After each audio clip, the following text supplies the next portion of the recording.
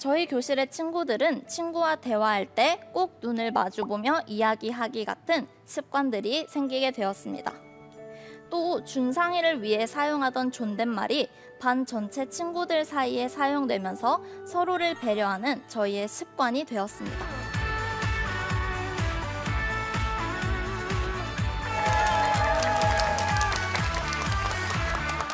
안녕하세요. 저는 박정효입니다. 여러분께서는 누군가로 인해 인생이 바뀔 수 있다는 것을 믿으시나요? 네. 저는 짧은 시간의 삶을 살았지만 많은 사람의 영향을 받으며 자랐습니다. 그리고 누군가로 인해 삶의 방향을 수정하게 되거나 또 완전히 다른 방향으로 삶의 목표가 바뀌기도 합니다. 저는 오늘 이 자리에서 제 인생의 목표를 만들어준 아주 특별한 친구의 이야기를 하려고 합니다. 혹시 여러분들 주변에는 장애를 가지고 있는 친구나 가족, 이웃이 있나요? 제 사촌 동생은 정신지체 장애아입니다. 또 저희 아빠 친구분의 자녀는 자폐를 갖고 있습니다. 이처럼 제 활동 반경이 넓어지고 좀 더 많은 사람들을 만나면 만날수록 제 주변에는 장애인이 더 늘어가고 있다는 생각이 듭니다. 종종 가족 모임이나 아빠를 따라 모임에 참여했을 때 저는 주로 동생들을 돌보는 역할을 합니다. 그럴 때면 장애를 가진 동생들이 조금은 힘들고 어렵습니다. 가끔은 이 친구의 가족은 또 부모님은 얼마나 힘들까 같은 생각들이 들기도 합니다. 사실 저희 가족 중에는 장애를 가진 사람이 없어서 그 어려움을 다 알지는 못합니다. 그런데 저는 그 어려움에 대해 다시 한번 생각해 보게 되는 특별한 경험을 했습니다. 저는 조금 특별한 초등학교를 다녔습니다. 우리나라의 첫 번째 몬테소리 초등학교인 더 힘스쿨입니다. 더 힘스쿨이 특별한 것은 모든 교실이 혼합 연령 그리고 통합 교육의 현장이기 때문입니다.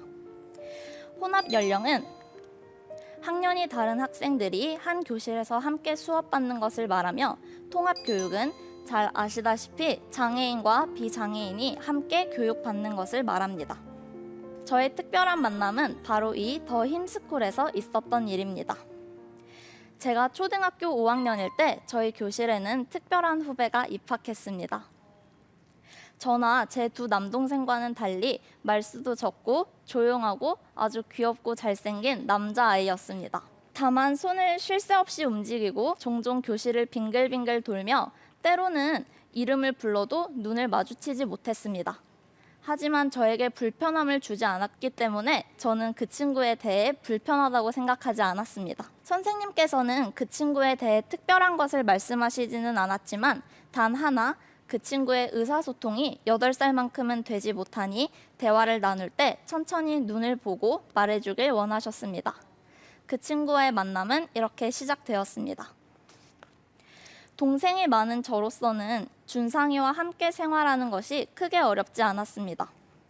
손을 잡고 다니면서 마치 소꿉놀이의 엄마 역할을 하듯 챙겨주면 되는 것이었습니다. 그런데 시간이 지나면서 저에게 맡겨지고 제가 책임져야 하는 일들이 하나 둘씩 늘어나게 되자 저는 조금씩 불편함을 느꼈습니다. 함께 팀이 되어 견학을 갈 때면 제가 보고 싶은 것도 많은데 그 친구를 이끌어야 하고 기다려야 했습니다. 때로는 그 친구가 고집을 피워 실랑이 할 때도 생겼습니다.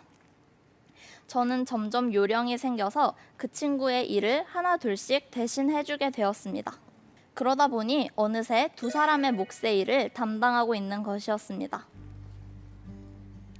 점차 어깨가 무겁고 짐이 된다고 느낄 때 저는 그 친구를 조금씩 멀리하기 시작했습니다. 그 친구가 먼저 다가와도 할 일이 많은 척 바쁜 척하며 그 친구를 돕기를 꺼려 했습니다.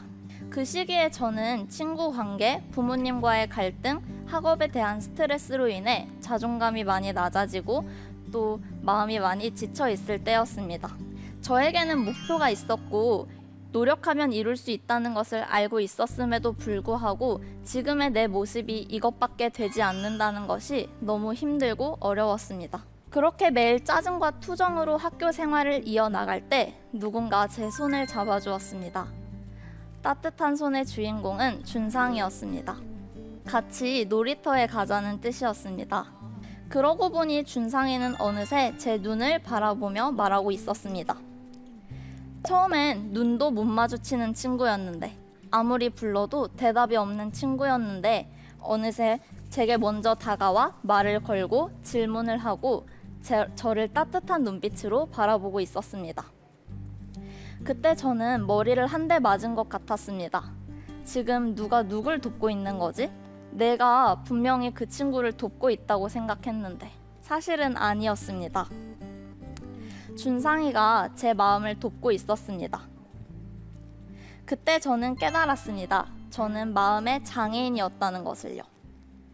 사실 장애인은 신체 일부에 장애가 있거나 정신 능력이 원활하지 못해서 일상생활이나 사회생활에서 어려움이 있는 사람 혹은 불편함이 있는 사람을 장애인이라고 합니다. 더 힘스쿨은 몬테소리 기독교 학교인데, 몬테소리의 교육의 창시자인 마리아 몬테소리 여사는 어린이 교육의 목적을 어린이의 정상화라고 이야기했습니다. 어린이가 일탈, 즉 정상에서 벗어나 비정상적인 인격과 발달을 보인다는 것이었습니다. 그런데 여기서 정상은 비장애를 말하는 것이 아니라 잘못된 환경으로부터 인간 본연의 모습을 잃고 변형, 일그러진 태도, 성격, 인성으로 나타난다고 마리아 몬테소리 전기에서 읽었습니다. 그 글을 읽을 때만 해도 저는 일탈이 장애를 말한다고 생각했습니다. 그런데 지금 우리들의 모습, 죄에 빠져 있는 모습, 또 세상의 기준에 빠져 하나님의 형상을 잃어버린 모습이 바로 이 일탈이고 비정상은 아닌가 생각했습니다.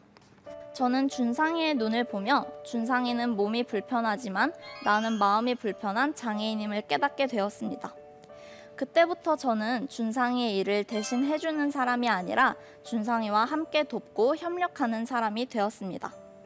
일방적으로 도움을 주는 것이 아니라 서로 협력하여 내게 많이 있는 것은 그 친구에게 나눠주고 또 나에게 부족한 것은 그 친구로부터 공급받는다는 것을 알게 되었습니다. 그것뿐만 아니라 준상이는 저희 학교의 친구들에게 많은 도움을 주었습니다.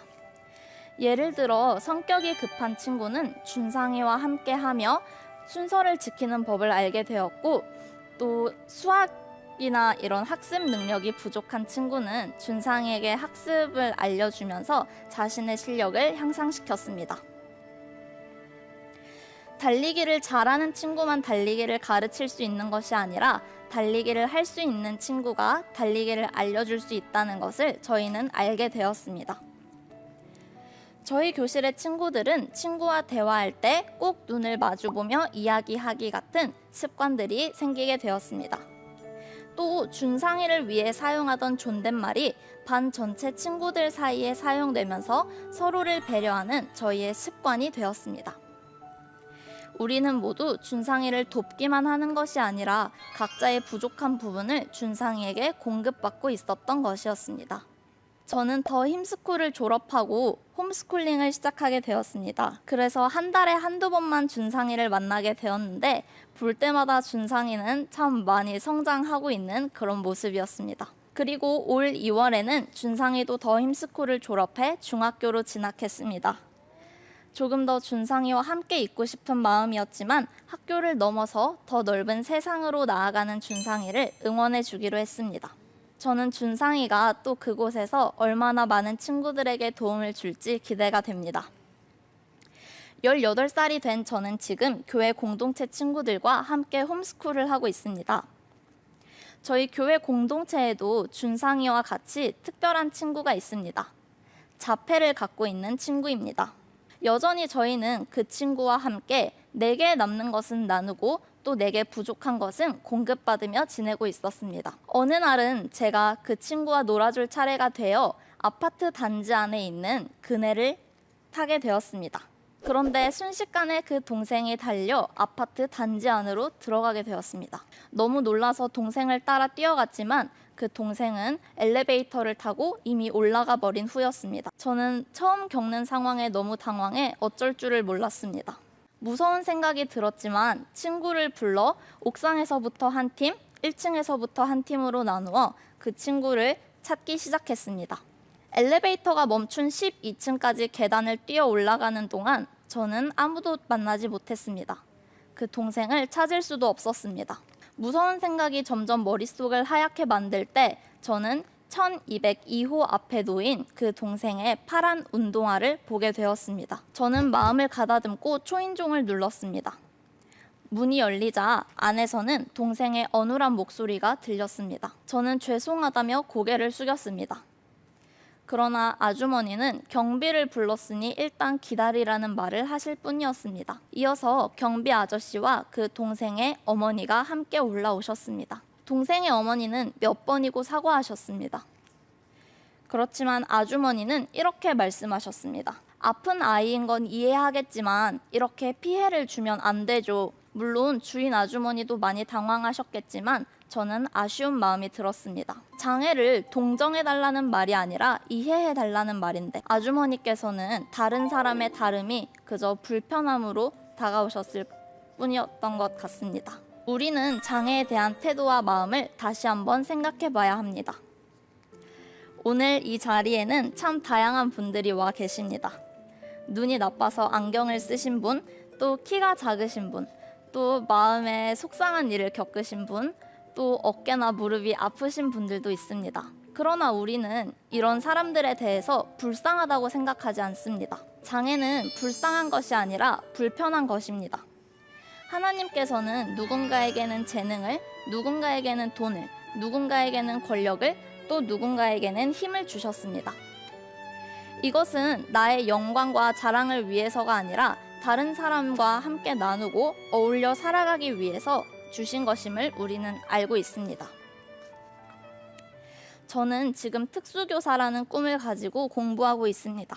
꿈을 이야기하면 많은 분들은 저를 착하다고 칭찬하십니다. 또 저희 외할머니는 벌써부터 왜 그렇게 힘든 일을 하려고 하냐며 저를 말리십니다. 물론 저를 사랑해 주시니 조언하시는 것이라고 생각합니다. 그런데 우리는 장애에 대해서 잘못 알고 있다는 생각이 듭니다. 앞서 이야기했듯 장애는 불쌍한 것도 일방적인 구제도 아니라는 것을 말씀드리고 싶습니다. 장애인을 돕는 것은 내가 잘나고 내가 착해서가 아닙니다. 우리는 누구나 다칠 수 있고 아플 수 있고 불편한 상황에 처할 수 있습니다. 이럴 때 나만 이런 고통과 불행에 처해 있다고 생각하는 것이 그것이 장애입니다. 또 모두가 나를 도와야 한다고 생각하는 것이 장애입니다. 한쪽 팔이 없다면 두 다리로 다른 사람에게 기쁨을 나눌 수 있습니다. 사회는 고도로 발달하고 있고 우리는 더욱 편한 시대를 살아가고 있습니다. 그런데 우리는 갈수록 아프고 힘든 사람들이 점점 더 많아지는 세상을 살고 있습니다. 이럴 때일수록 우리가 예수님의 눈을 가지고 믿음의 자녀로서 살아가야 하는 것이 아닐까요? 요한복음 9장에서는 장애인과 비장애인이 어떻게 서로 협력해야 하는지 잘 알려주고 있습니다. 예수께서 길을 가실 때에 맹인된 사람을 보신지라 제자들이 물어 이르되 랍비여 이 사람이 맹인으로 난 것이 누구의 죄로 인함이니이까 자기니이까 그의 부모니이까 예수께서 대답하시되 이 사람이나 그의 부모의 죄로 인한 것이 아니라 그에게서 하나님이 하시는 일을 나타내고자 하심이라. 때가 아직 낮음에 나를 보내신 이의 일을 우리가 하여야 밤이 오리니 그때는 아무도 일할 수 없느니라. 내가 세상에 있는 동안은 세상의 빛이로다. 이제는 우리 크리스찬 청소년들이 빛의 자녀가 되어야 합니다. 그리고 마찬가지로 빛의 자녀인 장애를 가진 친구들과 서로 돕고 협력하여 하나님 나라의 영광이 되길 소망합니다. 감사합니다.